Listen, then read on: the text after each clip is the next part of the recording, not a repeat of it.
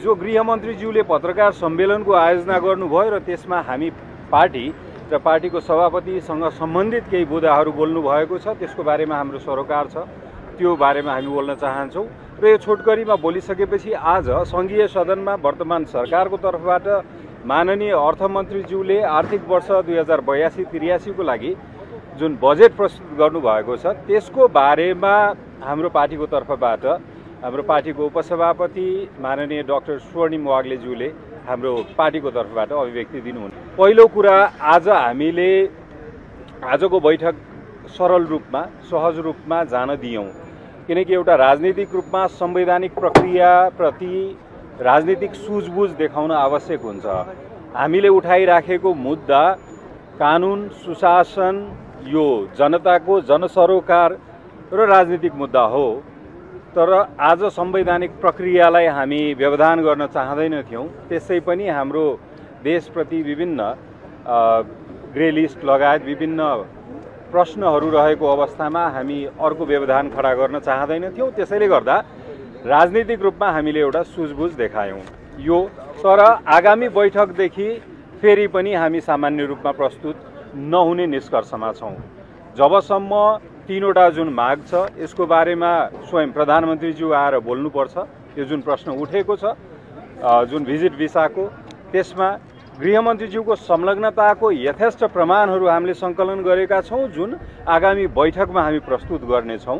त्यो दोस्रो बुदा। त्यसैले गर्दा उहाँले यसमा सहयोग गर्नलाई उहाँको स्वयं आफ्नै पार्टीको पदाधिकारी र नेताहरूले भन्न थालिसक्नुभयो कि गृहमन्त्रीज्यूले राजीनामा दिएर यसको अनुसन्धानलाई सहज रूपमा सघाउनुपर्छ भनेर।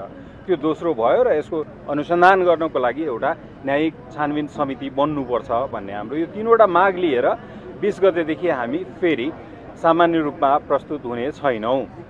र अर्को, हिजोको जुन यहाँ लोकसे हलमा माननीय गृहमन्त्रीज्यूले बैठक गर्नुभयो त्यसमा तीनवटा मुद्दामा अहिले छोटकरीमा सरोकार र हाम्रो स्पष्टीकरण राख्न चाहन्छौँ र गम्भीर रूपमा हामी त्यसमा ध्यानाकर्षण भएको, हाम्रो त्यसमा गम्भीर सरोकार पनि रहेको छ। पहिलो मुद्दा, पहिलो प्रश्न उहाँले भन्नुभयो हिजोको बैठकमा कि तीर्थ भट्टराईजीलाई 2078 सालमा मोरङको सिडिओ सरुवा गरियो, जुन तात्कालीन गृहमन्त्री रवि लामिछानेज्यूले गर्नुभयो भनेर उहाँले बोल्नुभयो। यो कति झुट हो हेर्नुहोस् त। हाम्रो पार्टी नै दर्ता भयो 2079 साल असार 7 गते, अनि 78 को सिडिओ चाहिँ कसरी सरुवा हुन्छ हामीबाट, होइन?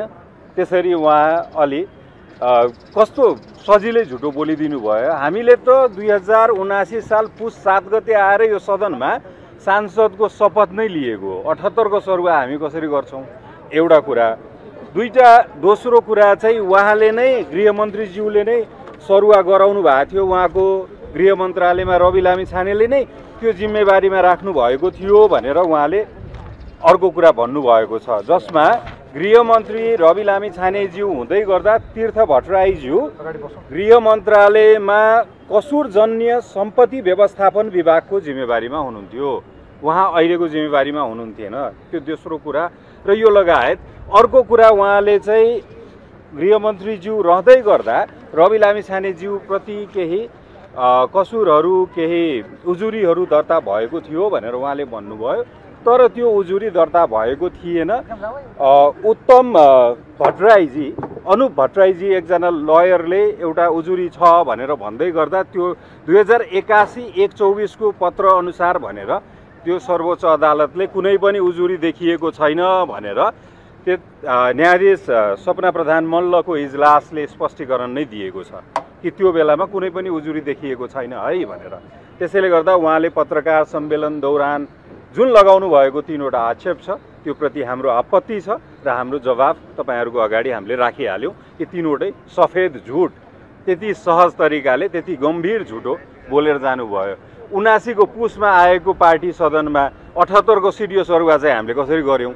त्यस्तो सफेद झुट बोलेर जानुभयो। यो बाँकी तथ्यहरू यथेष्ट छ जुन हामी